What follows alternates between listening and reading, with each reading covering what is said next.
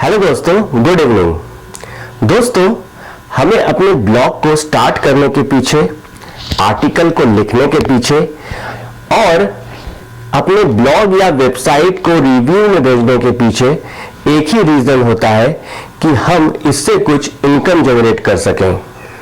लेकिन ऐसा बहुत बार होता है कि हम बार बार अपने ब्लॉग को या वेबसाइट को रिव्यू के लिए भेजते हैं और वो डिस्क्वालीफाई हो जाता है।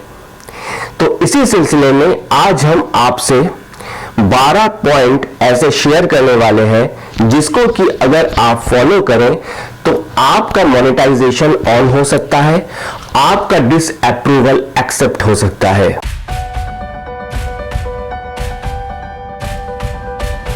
नमस्कार दोस्तों, मैं हूं सुदीप और आप देख रहे हैं गो डायमंड ब्लॉग चैनल। दोस्तों, अक्सर हम अपने ब्लॉग या वेबसाइट के लिए बहुत मेहनत करते हैं, लेकिन डिसअप्रूवल या रिव्यू एक्सेप्ट न होने से बहुत ही डीमोटिवेटेड हो जाते हैं। दोस्तों, आज हम आपसे 12 स्टेप्स फॉलो करेंगे। देर न करते हुए पहले स्टेप्स की तरफ बढ़ते हैं।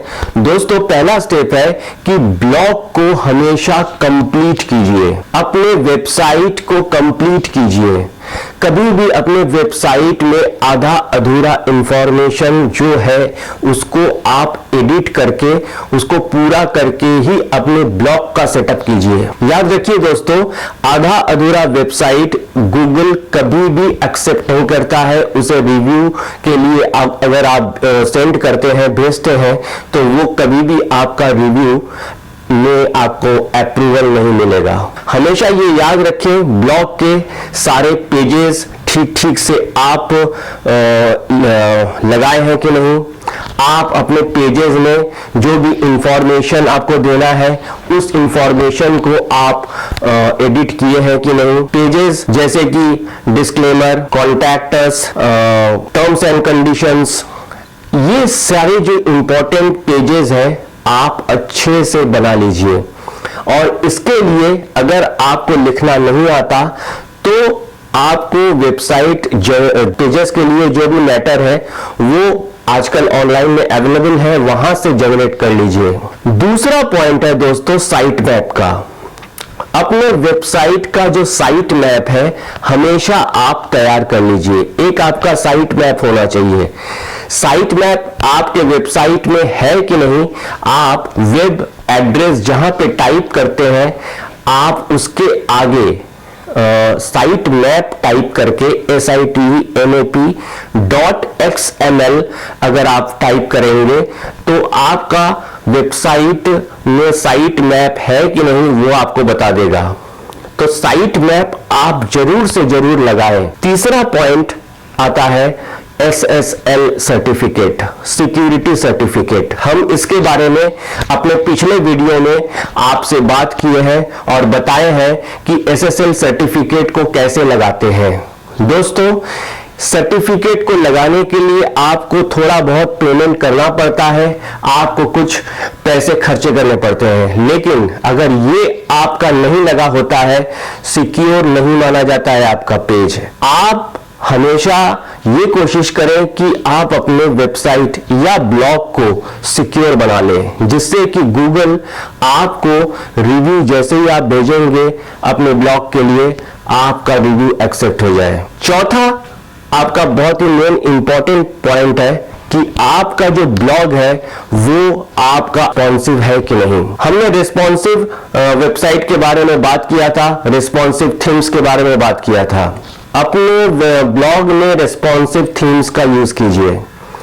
रिस्पॉन्सिव थीम्स आपके ब्लॉग को, अगर आपका ब्लॉग का लेवल यहां है तो यहां पहुंचा देगा। अपने आप गूगल ये समझ जाता है कि आप अपने ब्लॉग को सीरियसली ले रहे हैं, ब्लॉग राइटिंग को सीरियसली ले रहे हैं। नेक्स्ट दोस्तों, पांचवा पॉइंट ये है कि आपका वेबसाइट AMP सपोर्ट करता है कि नहीं। आपका वेबसाइट AMP सपोर्ट करने के लिए आप अपने वेब एड्रेस टाइप करने के बाद AMP टाइप कीजिए और फॉरवर्ड स्लैश लगा के देखें कि आपका वेबसाइट AMP सपोर्ट करता है कि नहीं। ये दोस्तों बहुत जरूरी है। दोस्तों नेक्स्ट पॉइंट है कि आपके ब्लॉग में जो पेजेस हैं जैसे disclaimer, contact us, privacy policy और टर्म्स एंड कंडीशंस, ये पेजेस आप जरूर से जरूर बना लें। दोस्तों इन पेजेस के बगैर आप अपने ब्लॉग को रिव्यू के लिए कभी ना भेजें। अगर आप ऐसा करते हैं तो आपका जो वेबसाइट है वो डिस्क्वालीफाई हो जाएगा, तो इसका आप जरूर से जरूर ध्यान रखें। दोस्तों 7वां पॉइंट है कि हमेशा, मैंने पहले भी कहा था कि आपसे कि आप अपने ब्लॉग में जो आर्टिकल लिखते हैं उसको आप बढ़ाएं। पहले आप आर्टिकल को लिखें। मैंने आपसे कहा था कि 25 से 30 आर्टिकल लिखने के बाद ही आप अपने ब्लॉग को रिव्यू के लिए भेजें।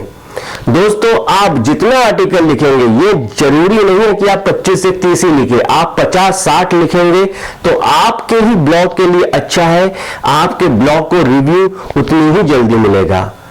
तो कोशिश करें आप अपने ब्लॉग में ज्यादा से ज्यादा आर्टिकल को लिखें और आर्टिकल जो होगा यूनिक होना चाहिए।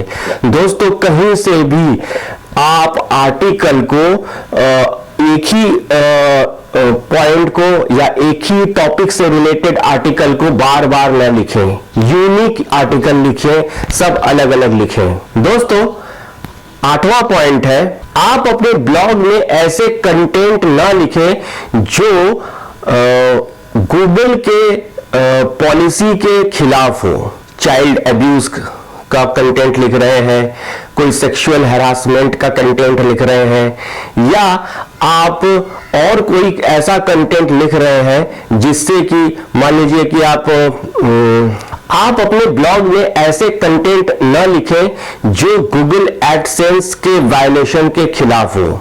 हमेशा अपने ब्लॉग में ऐसे कंटेंट लिखने से बचें।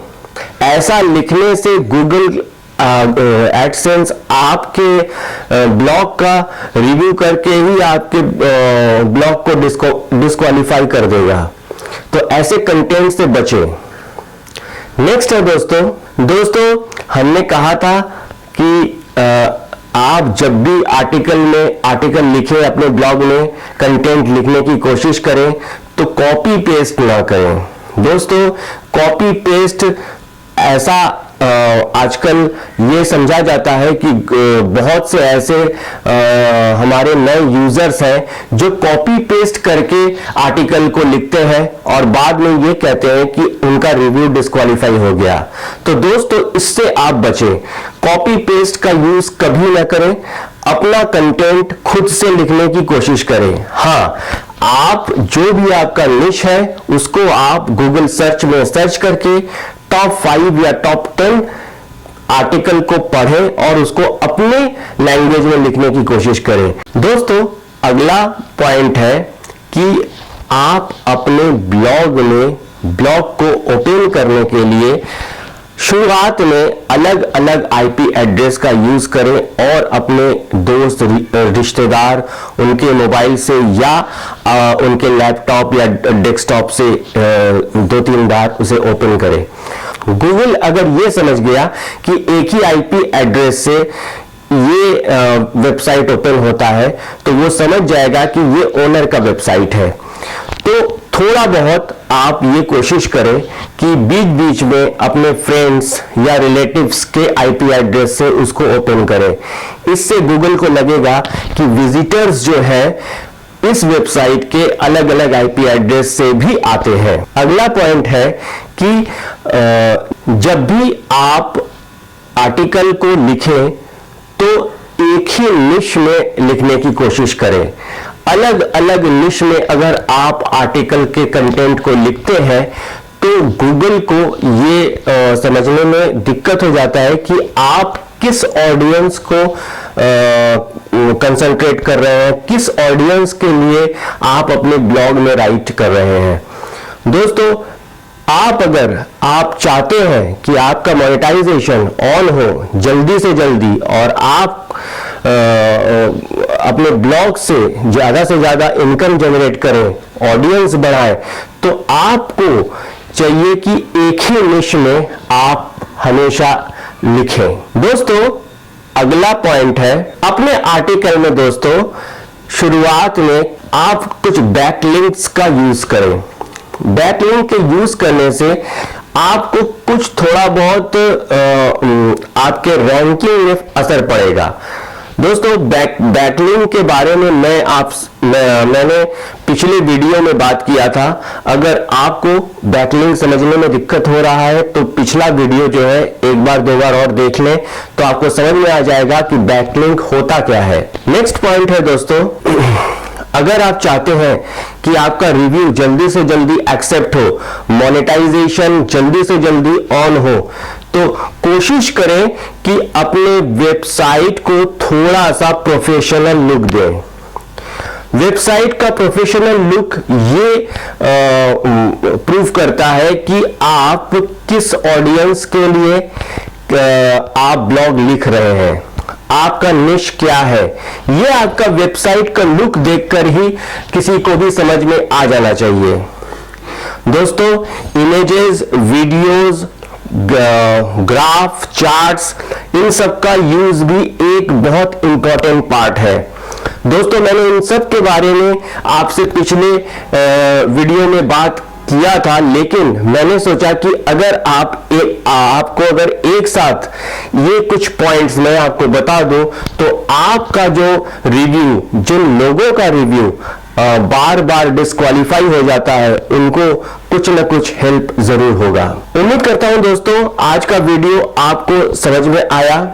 उम्मीद करता हूं आप हमारे वीडियोस को लाइक कर रहे हैं और उम्मीद करता हूं कि आने वाले दिनों में भी आप हमारे वीडियोस को आगे भी प्रमोट करते रहेंगे।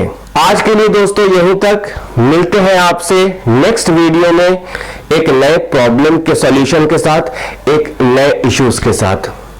दोस्तों, आप मेरे फेसबुक पेज को प्रमोट कीजिए और इस चैनल को लाइक, शेयर और सब्सक्राइब करना मत भूलिएगा। आपका सपोर्ट, आपके कमेंट्स हमको मोटिवेशन देता है और अगर आपको कोई भी हमसे किसी भी निश में अगर आपको सपोर्ट चाहिए तो मुझे प्लीज आप मुझे इन्फॉर्म करें। मैं आपके लिए उस पॉइंट को लेकर वीडियो जरूर बनाऊंगा। दोस्तों, आज के लिए यहीं तक, मिलते हैं दोस्तों नेक्स्ट वीडियो में। जय हिंद।